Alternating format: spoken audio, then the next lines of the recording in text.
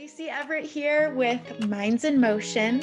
Today's guest is a former Navy SEAL.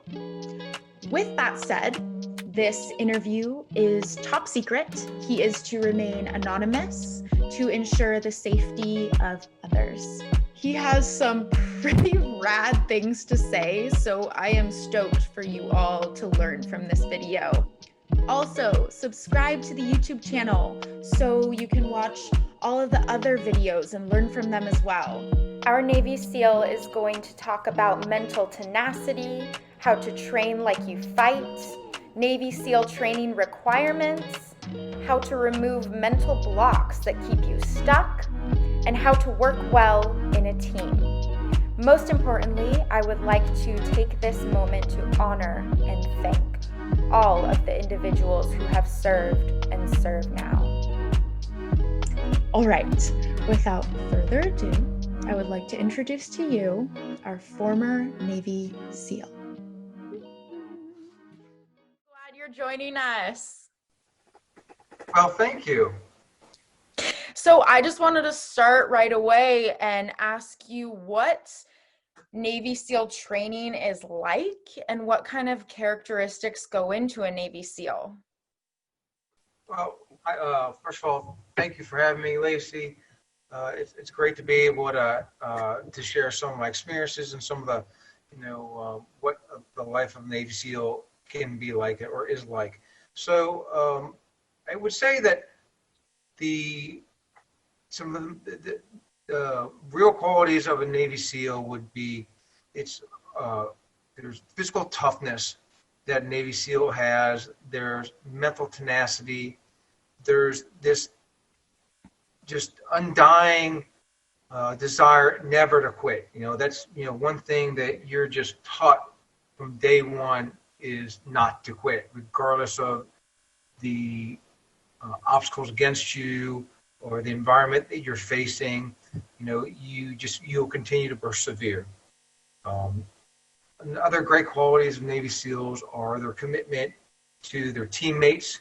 You develop very tight bonds, and then you also become very much a jack of all trades. So you understand everyone's job. You may not be the master of or the expert in one job, but you understand the job. One of the sayings that they say in the SEAL teams is, the more you bleed in peace, the less you'll bleed in war. So which means that you train like you fight. Nice. That's a powerful saying. Train like you fight, like you go in every training as if you're in that actual moment. Right. I think that's a pretty good way to live your life. So what is the training like? So to become a Navy SEAL, I spent my time as an active SEAL many years ago, so it's a little bit different now. There's a lot of opportunities to weed out folks that are not fit to become a Navy SEAL, and it starts at boot camp for those folks that become enlisted, that take that pathway to become a Navy SEAL, such as myself. And at boot camp, currently I think most of the SEALs now, all Navy boot camp is in Chicago, but they put you in companies where these groups of people that go through boot camp, and they have requirements that are greater than the ordinary folks that go through boot camp. So they have to go through a rigorous training regimen at boot camp where they learn to swim and run and do calisthenics, and that becomes part of their everyday routine. And basically these candidates are held to higher standard than the traditional person that's just going through boot camp. Once they get through boot camp, then they go through another phasing or another screening out process where they they enhance their physical training, and they better their run times, they work on their PT, they strengthen their body, and they basically learn the basic fundamentals of how to swim, and they're taught some of the SEAL ethos stage. Then you actually make it to Coronado, California, where they have what they call BUDS training. It's basic underwater demolition school. Buds training is roughly about 6 months. It goes through 3 different phases. The first phase is what you would call a weeding out phase. It's called first phase. And in the 4th week, you go through something called Hell Week, which is traditionally probably one of the hardest evolutions that most Navy SEALs will go through. It's a 5 to 6 day nonstop training where you're training 24 hours a day. Oh my. 4 times a day. It's been said that you burn roughly about 10,000 calories a day in this training.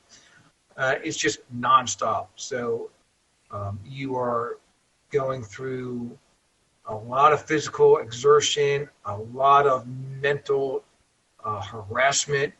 They teach you teamwork, and it's really through this kind of rigorous process in Hell Week where they really try to get you to quit. I mean, they're trying to get you to quit through the whole weeding out process, but they make it a point to make your life pretty much as miserable as possible during this period, this 5 to 6 day period called Hell Week, to see how many folks they can weed out of the process, to get the people who truly want to be a Navy SEAL. Whew. And you made it through. You made it through. I did. We started off with 120 folks in my class, and we ended up, out of that original 120 folks, we ended up with eight people that actually started and finished. So traditionally, it's about a 20% pass rate through buds.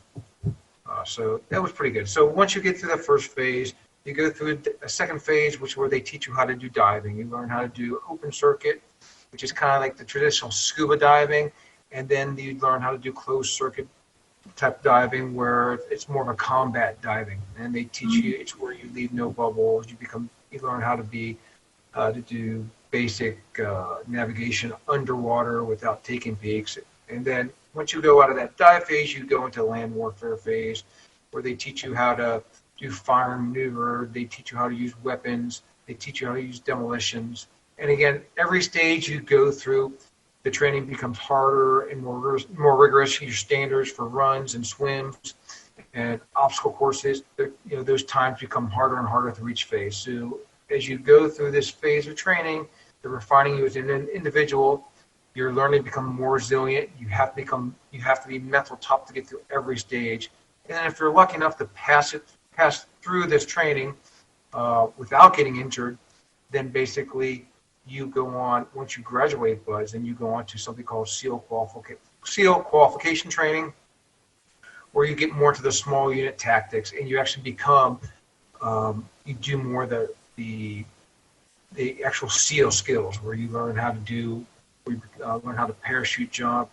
You become more proficient with demolitions. You learn communications. You really become, you have the basic building blocks to become a Navy SEAL when you exit SEAL qualification training. It's like the basic minimum.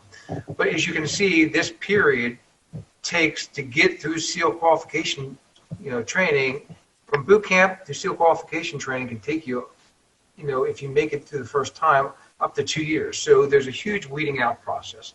And in that weeding out process, you really find out who has what it takes to become a Navy SEAL, who has got that physical toughness, who's got that resiliency, and who's got that, that mental tenacity where you just won't quit no matter what the circumstances are. It sounds like the ultimate test of resilience, and rigorous, to say the absolute least. And along those lines, first, I am honored to know you and think that that is absolutely impeccable, what you have been through and that you came out of it. And second, along those lines, because Navy SEAL training and work is one of the most mentally and physically demanding jobs probably on the planet. So what gives you strength? What keeps you going? What's the mental tenacity like? I think the people that go into this type of line profession, they're just wired that way. I wanted to be the best at whatever I wanted to do, and I was willing to sacrifice it all in order to make it through that training. I mean, there'll be times when you go through the BUDS training to become a Navy SEAL that, there's something that gets at everybody, but it's how you cope with that, how you work with your teammates to work through those moments of adversity to help you succeed. Uh, there's another common saying in the teams is that the only easy day was yesterday. So once you get done with the boot camp, once you get done with that pre-BUDS training, then you go to the BUDS training, then you go to SEAL qualification training, and you think, man, I've made it. Well, guess what? You're going to your SEAL platoon, and now that's when the real work goes, and this is where they start training you to go to war. I mean, that's what you do as a Navy SEAL. Your ultimate goal is to go into conflict, right? That's what you do. You don't go into the Navy SEALs to jump out of airplanes and to dive out of submarines, but you really are there to be at the tip of the spear, taking care of the nation's business. Yes, you're not there just for the thrill-seeking things, jumping with parachutes and stuff like you mentioned. It's there because it's a service, and gosh, I don't think I can ever tell you how grateful I am for Navy SEALs and their service. Sounds like there's a lot of sayings and slogans that you guys go by, like you mentioned, the easiest day was yesterday and such. I think there's a couple, core attributes, that when you look at, if this is the occupation you want to go into, or if you want to live your life by, some of that ethos, some of the core attributes are, professionalism, right? So, when you talk to Navy SEALs, that's one of the number one thing. Hey, are you professional? And that professional goes into not having to let everyone know that you're a Navy SEAL, right? Your words speak louder your actions speak louder than your words. So that's one of the first things I was taught right out of the gate when I was taught by some Vietnam vets back many years ago. Other attributes, physical courage. You have to be able to look, and really, go into a dangerous situation, albeit calculated, right? But it's dangerous, but you're going into it's a calculated risk, and that you've been trained, you practice in those scenarios, and you know what you're doing.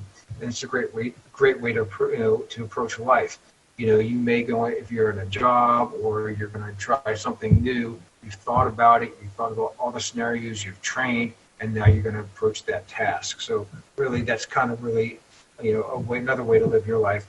Having the moral courage, integrity, humility, creativity, and lastly, one of the most important part of being a SEAL is understand how to work with a team, because not one person succeeds alone. It's really a team effort. Whatever mission set that you see as a Navy SEAL, whether you're a sniper and you got a spotter, or whether you're a part of a direct action unit and you've got to assault the target. I can see how it is a team sport, and you've got to be tenacious, courageous, and do it for the service. I wanted to ask you if you had any stories or memories from a really difficult task when you were training or in your work as a Navy SEAL, and how you mentally overcame that. I would think, one of the toughest times that I had in the SEAL teams was doing a lock in and lock out of submarine. And we were off the coast of, actually just locally here in California. But so we locked out, and the water had to be at least probably low 50s, like 52 degrees. And we had to do some work off the coast, surveying what the coastline was underwater with our closed circuit dive rigs. And you're underwater, and it's cold, and at that time it was a lesson for me. I didn't have the best thermal protection, and we were underwater basically close to 2 hours, maybe a little over 2 hours, and my job was done roughly within an hour. So I'm sitting there and I'm just waiting, and it was just cold, and just having the tenacity to say, I gotta wait for my teammates to get done. And instinctively you're sitting there and you're cold, your body's saying, hey, I want to go to the surface, I want to go get some fresh air, because breathing off a closed circuit dive rig is not necessarily the easiest thing in the world to do. And then you're cold. It adds a lot to it. So you really have the mental tenacity just to stay down, wait for your teammates to get done. And by the way, it's it's the middle of the night, it's 2 o'clock in the morning, and you're doing this. So although you're there and you're under the water and it's cold, you're waiting for your teammates to get done. Not the most glamorous of training scenarios, but one of those where you just really have to have the tenacity to stay through it, stick with the mission, and conserve your oxygen, and just wait for your teammates so you guys can finish the mission together. Because ultimately that's what it's all about, is executing the mission.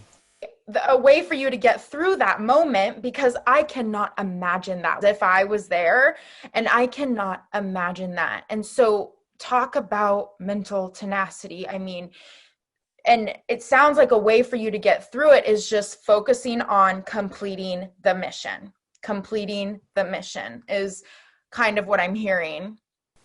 It is, so, it's for the average listener, you may not understand, but when you're under the water, it's nighttime, you're hypothermic, you're looking at your watch, you've got like at least another hour. Your instinct is to breathe, fast, but you've got a dive rig on, and if you breathe too fast, it's going to make you float to the surface. You don't want to break the surface. So you've really got mental tenacity is like, okay, you're thinking through every task that you have to get done to make sure that you can complete those tasks successfully. So 1, try to stay warm. 2, control your breathing. 3, control your oxygen. And you just rehearse you go through those tasks in your mind. You stay focused on the task. You understand your end goal, and you just you don't let your mind wander. It's when your mind wanders, or you think that life would be better, or something would be better if you did these alternate courses of action, but that's not the case, right? So I think Navy SEALs, you're just trained to be able to maintain that sense of calm. You've done this before, even if you encounter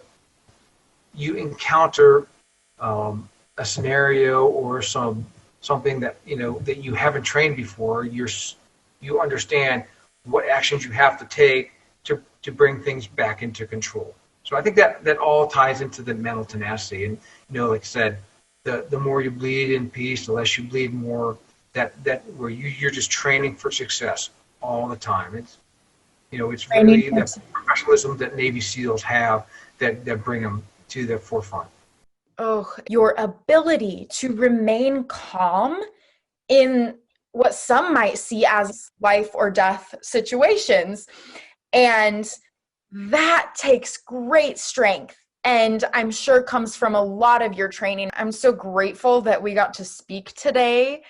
And thank you so much for your service. I really can't thank you enough. Well, it's my honor, and I appreciate having the time to spend with you tonight. So thank you, and I wish you the best of luck. Oh, and you as well. Bye.